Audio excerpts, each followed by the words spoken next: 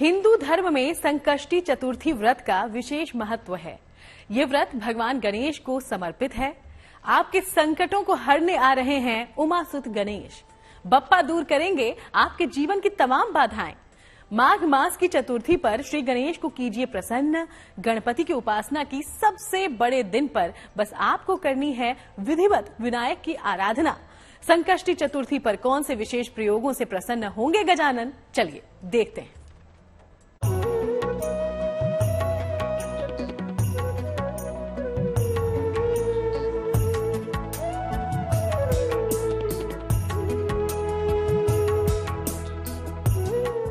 गणपति का एक व्रत पूरी करेगा हर कामना। संकष्टी चतुर्थी हर लेगी आपका हर एक संकट। मंगल मूर्ति की आराधना पूरी करेगी संतान की कामना। संकष्टी नाम से ही पता चलता है इसका मतलब। इस चतुर्थी का अर्थ है संकट हरने वाली। संकटी गणेश चतुर्थी ये भगवान गणेश जी का प्राकट्य दिवस है, जिसको माघ मास के कृष्ण पक्ष के चतुर्थी तिथि को मनाया जाता है। और इनके दो मत हैं। कुछ लोग कहते हैं कि भगवान गणेश जी का जन्म माघ कृष्ण चतुर्थी में है। कहीं कहीं उल्लेख आता है कि भादो माह के कृष्ण पक्ष के चतुर्थी तिथि को है।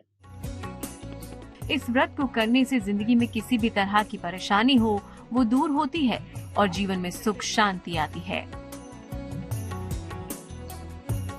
ज्योतिष के जानकारों की माने तो संकष्टी चतुर्थी के दिन गणपति की विशेष पूजा अर्चना करके आप अपने जीवन की हर मुश्किल का हल पा सकते हैं। तो आइए जानते हैं कि माघ महीने की चतुर्थी इतनी खास क्यों है। माघ मास की चतुर्थी तिथि को संकष्टी चतुर्थी कहते हैं। इस तिथि को तिल चतुर्थी या माघी चतुर्थी भी कहा जाता है। इस दिन भगवान गणेश और चंद्रमा की उपासना की जाती है। मान्यता है कि इस दिन गणपति की उपासना करने से जीवन के संकट टल जाते हैं। संतान प्राप्ति के लिए दिन उत्तम माना जाता है। इस दिन गणपति के आशीर्वाद से संतान से जुड़ी तमाम समस्याएं भी दूर होती हैं।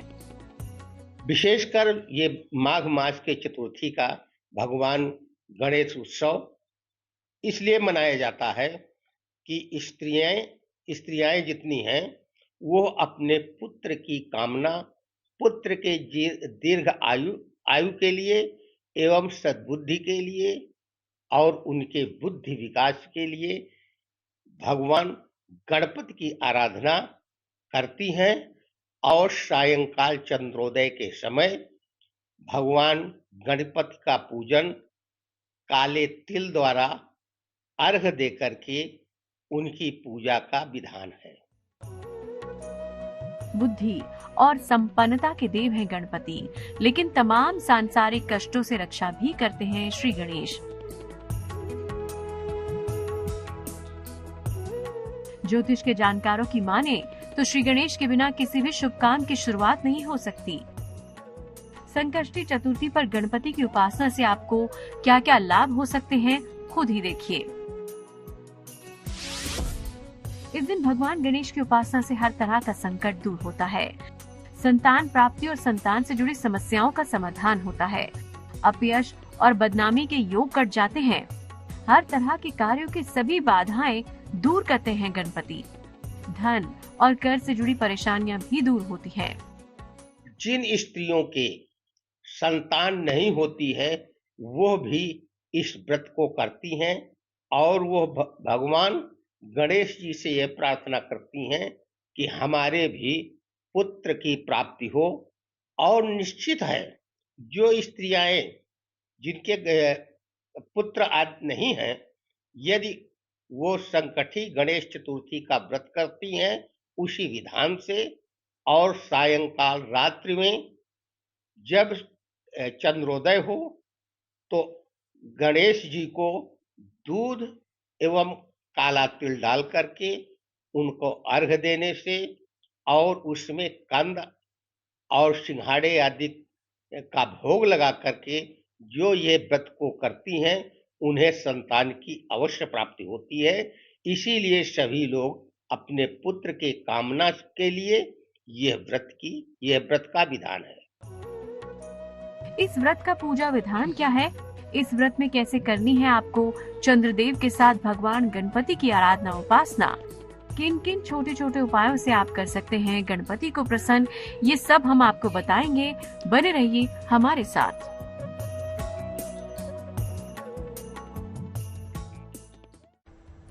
संकष्टी चतुर्थी पर श्री गणेश की पूजा अलग तरीके से करने का विधान है। मान्यता है कि चतुर्थी के दिन विशेष तरीके से गणपति की पूजा उपासना करने से हर मनोकामना होती है पूरी।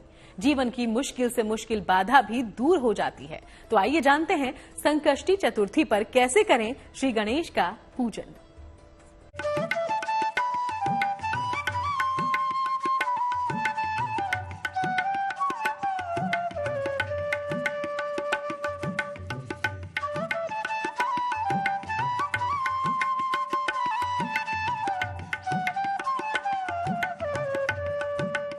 गणेश जी को मनाना बहुत आसान है।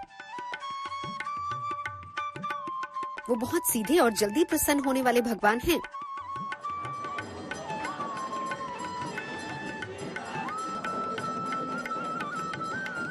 गणेश जी को बुद्धि का देवता कहा जाता है। उनके पास अत्यधिक ज्ञान है और इसीलिए पढ़ाई करने वाले बच्चे अगर गणेश जी की आराधना करते हैं तो गणपति उनको बुद्धि का वरदान देते हैं।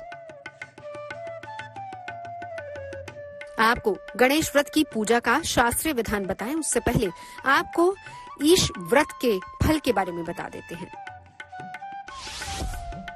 घर से नकारात्मक ऊर्जा खत्म हो जाती है, सारे संकटों का नाश हो जाता है।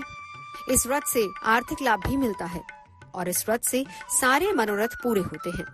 इस व्रत को करने से संतान की भी प्राप्ति होती है।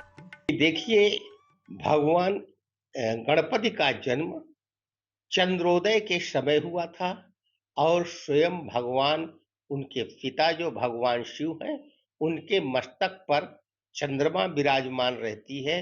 अब स्वयं गणेश जी भी चंद्र को धारण किए रहते हैं और इसीलिए यह व्रत चंद्रोदय के समय ही गणेश का पूजन का विधान है।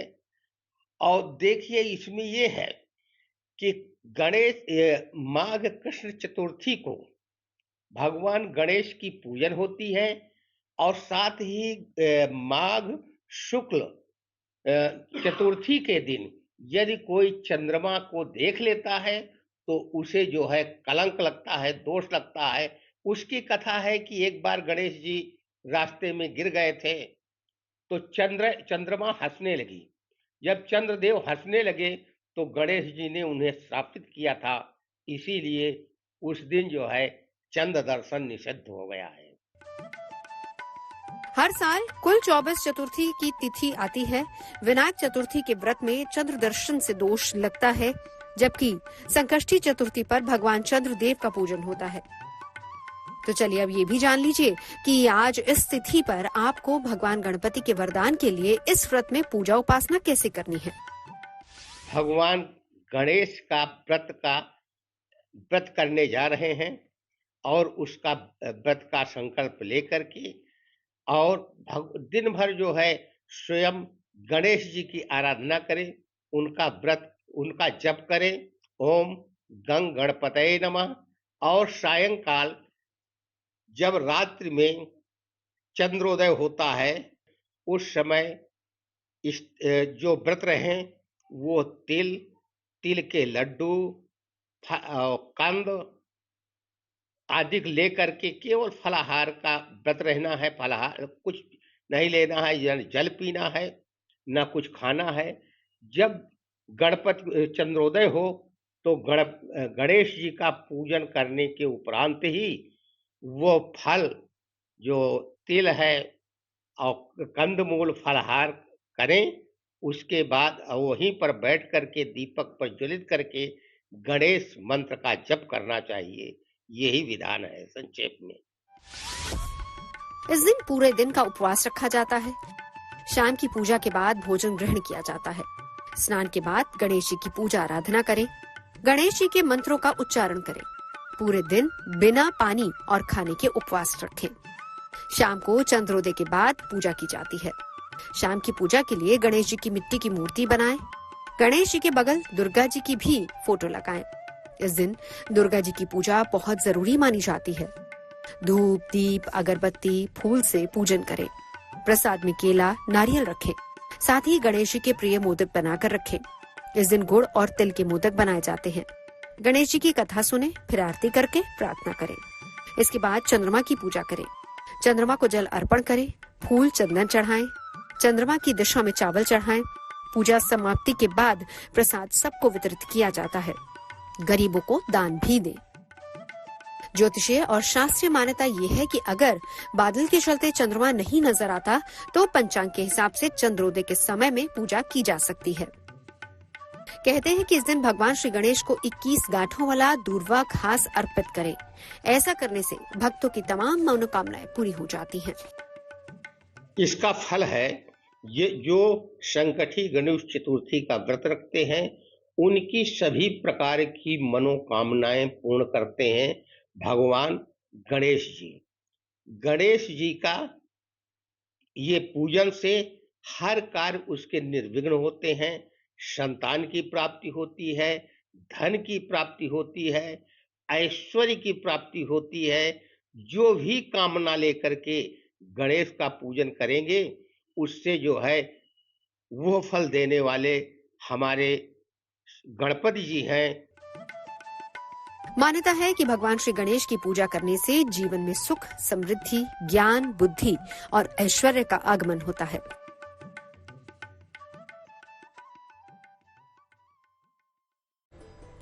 तो संतान की कामना के लिए संकष्टी चतुर्थी का व्रत किया जाता है। बप्पा के इस विशेष दिन पर आपको मिल सकता है संतान का भी वरदान। अगर आपके आंगन में अभी तक नहीं गूंजी है किलकारी तो बप्पा की कृपा से आपकी संतान की कामना पूरी हो सकती है। कहते हैं कि संतान संबंधी सभी समस्याओं का निवारण बस संकष्टी के इस व्रत से हो जाएगा।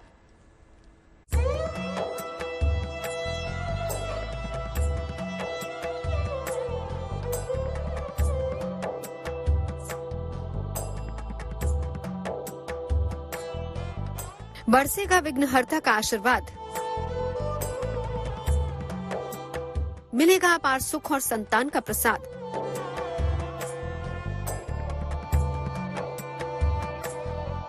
सारी विघ्न बाधाएं हो जाएंगी दूर। जीवन में आएगी संपन्नता भरपूर। अगर आपके आंगन में अब तक किसी नन्हे मुन्ने की किलकारी नहीं गूंजी है तो तमाम कोशिशों के बावजूद आपकी गोद सूनी है, तो आइए जानते हैं कि संकष्टी चतुर्थी पर संतान प्राप्ति के लिए विशेष योग क्या है। रात में चंद्रमा को अर्घ्य दें। गणपति के सामने घी का दीपक जलाएं। गणपति के सामने ओम नमो भगवते गजाननाय का जप करें। पति पत्नी एक साथ ये प्रयोग करें तो ज्यादा अच्छा होगा। संतान प्राप्ति के लिए उसको देखना चाहिए, पहले किसी शुभ ज्योतिषी से दिखावें कि हमारे कुंडली में क्या है, संतान का कहाँ से अवरोध है। जो ग्रह उसके अवरोधक हों उनका अनुष्ठान करें और विशेष करके भगवान स्वयं कृष्ण के एक बाल रूप की मूर्ति रख करके संतान गोपाल का मंत्र जप करावें। उससे जो है संतान की प्राप्ति होती है। हर माँ बाप अपनी संतान की उन्नति की कामना करते हैं, लेकिन अच्छी परवरिश के साथ अगर गणपति का विशेष आशीर्वाद भी मिल जाए तो आपकी संतान शिक्षा के उच्च शिखर तक पहुंच जाती है। कैसे, आइए जानते हैं। भगवान गणेश को संतान के हाथ से धूप और लड्डू अर्पित करवाएं। इसके बाद अपनी संतान से ओम गम गणपते नमः का जप करवाएं। अपनी संतान के साथ बैठकर इस मंत्र का जाप करें। फिर प्रसाद का लड्डू संतान को खाने के लिए दें। हरिवंश पुराण का श्रवण करने से संतान उत्पत्ति होती है। काशी में मार्कंडे महादेव हैं, यदि वहां पर कोई हरिवंश पुराण का श्रवण करे और वहीं पर श्रवण जब होगा वहीं पर संतान गोपाल मंत्र का ह्रीं बीज से प्रारंभ कर ह्रीं बीज से अंत करके यदि कोई इस विधान को करता है, निश्चित उसको संतान की प्राप्ति होती है। ये अनुभूत प्रयोग है। अगर आपकी संतान की सेहत खराब रहती है, उसकी कुंडली में आयु का कोई दोष है, श्री गणेश की कृपा से आपकी संतान की सेहत सुधर जाएगी और आयु दोष भी दूर हो जाएगा। गणेश जी के सामने घी का चौमुखी दीपक जलाएं, गणेश जी को बेलपत्र अर्पित करें और लड्डुओं का भोग लगाएं। गणेश जी के सामने बैठकर वक्रतुंडाय हूं का 108 बार जप करें। अगर संतान के साथ ये प्रयोग करेंगे तो ज्यादा उत्तम रहेगा। संकष्टी चतुर्थी पर आपको मालामाल कर देंगे सिद्धि विनायक। लेकिन इसके लिए क्या करना होगा? सिर्फ एक उपाय। आइए जानते हैं कौन सा है ये उपाय जो आपके जीवन में धन वर्षा करेगा। पीले रंग के भगवान गणेश की आराधना करें, गणपति को धूप की माला अर्पित करें और लड्डुओं का भोग लगाएं। फिर वक्रतुंडाय हूं मंत्र का जप करें, धन लाभ की प्रार्थना करें, धूप की माला अपने पास सुरक्षित रख लें। ज्योतिष के जानकारों का मानना है कि संकष्टी चतुर्थी के ये उपाय रामबाण उपाय साबित हो सकते हैं। तो इस अद्भुत दिन का लाभ उठाइए और बना लीजिए अपनी जिंदगी को और भी संपन्न और भी खुशहाल।